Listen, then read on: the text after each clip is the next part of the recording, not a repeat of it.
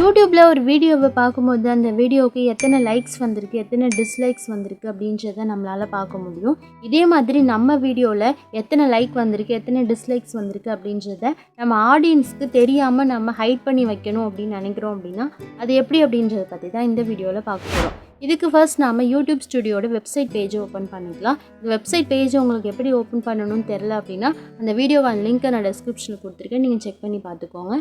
Just இந்த website பேஜை open பண்ணதுக்கப்புறமா சைடில் இந்த மாதிரி மெனூஸ் இருக்கும். இதில் செகண்ட் ஒன்னாக இருக்கிற இந்த கண்டென்ட் அப்படின்ற ஆப்ஷனை கிளிக் பண்ணிக்கலாம். இதில் நீங்கள் எல்லா வீடியோஸ்க்குமே லைக்ஸ் அண்ட் டிஸ்லைக்ஸை ஹைட் பண்ண போகிறீங்க அப்படின்னா மேலே இருக்கிற இந்த வீடியோ அப்படின்ற ஆப்ஷன் பக்கத்தில் இருக்கிற அந்த செக் பாக்ஸை செலக்ட் பண்ணிவிடுங்க. இப்படி செலக்ட் பண்ணும்போது இந்த பேஜில் இருக்கிற எல்லா வீடியோஸுமே செலக்ட் ஆகிடும். இந்த ஒரு பேஜில் பார்த்தீங்கன்னா 30 அல்லது 50 வீடியோஸோட லிஸ்ட்டு மட்டும்தான் நமக்கு ஓப்பன் ஆகும். நீங்கள் அடுத்தடுத்து இருக்கிற வீடியோஸ்க்கு இந்த மாதிரி ஆஃப் பண்ணிக்கணும் அப்படின்னு நினச்சிங்கன்னா நீங்கள் இந்த சிம்பிளை கிளிக் பண்ணி அடுத்த பேஜுக்கு மூவ் ஆகிட்டு அங்கேயும் இதே ஸ்டெப்பை நீங்கள் பண்ணுற மாதிரி இருக்கும். இந்த வீடியோ அப்படின்ற ஆப்ஷனை செலக்ட் பண்ணதுமே நம்ம இந்த பேஜில் இருக்கிற எல்லா வீடியோஸுமே செலக்ட் ஆகிடும். இப்போ மேலே இருக்கிற இந்த எடிட் அப்படின்ற ஆப்ஷனை செலக்ட் பண்ணிக்கலாம்.